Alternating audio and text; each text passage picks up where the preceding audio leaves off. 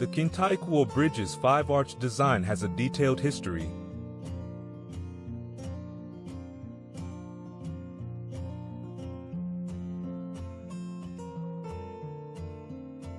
In 1950, a major flood destroyed the bridge.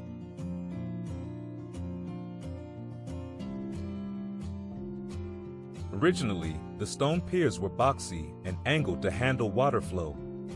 In 1953, they rebuilt the bridge using concrete caissons, raising some piers higher than others.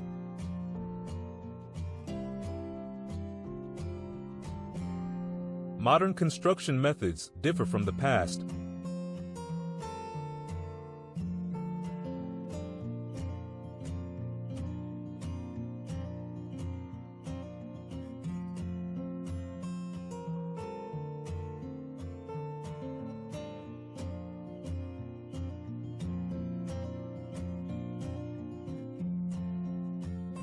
With girders bolted into a steel box within concrete.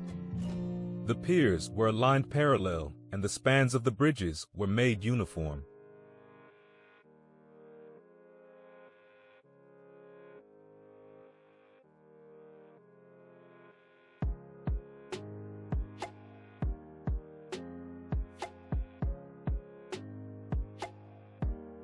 During the Heisei era, the reconstruction happened in stages, beginning with the central bridge, followed by the bridges towards Yokoyama Mountain, and finally the bridges on the Nishimi side. Construction took place in winter when river levels were low under harsh conditions.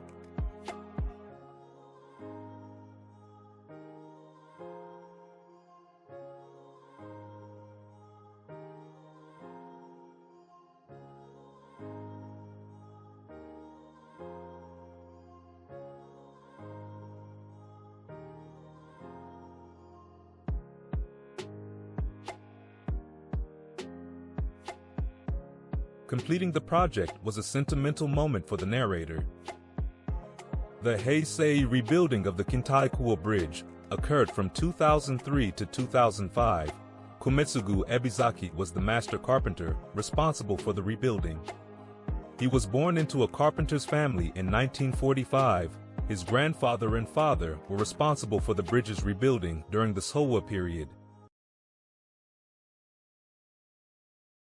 Let he explain the Kigumi, or wooden carpentry, of the Kintaikyō Bridge. Once the prefabricated members have arrived from the factory, the first step is to lay the sekibari, or foundation beam, over the stone abutment. The 5 wooden girder structures are then gradually assembled from both sides of the bridge, starting with the first girder, then the second, and so on.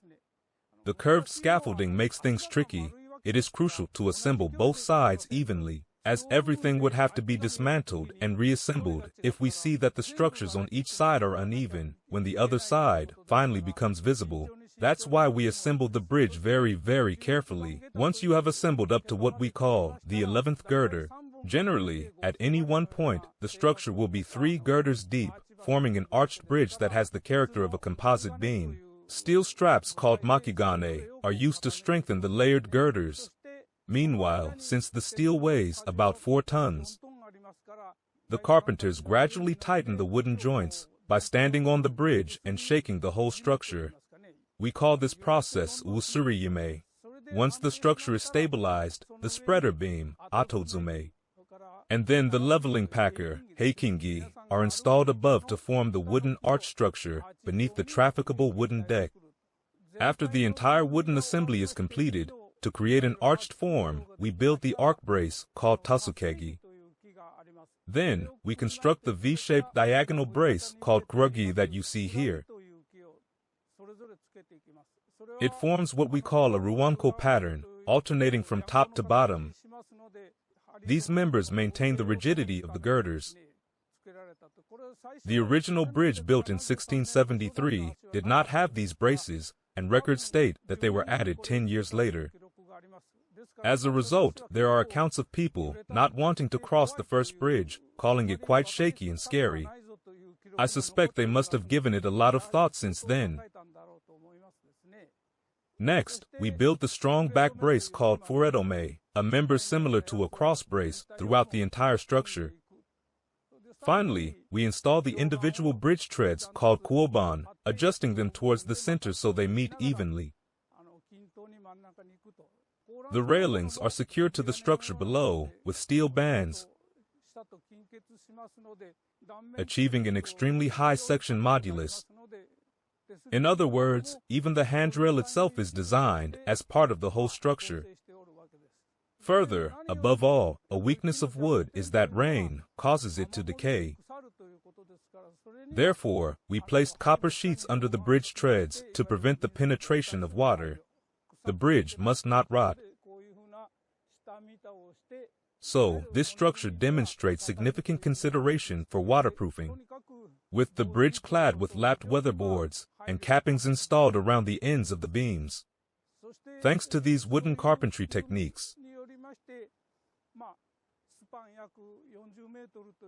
it was possible to construct the world's longest wooden arch bridge, which spans about 40 meters.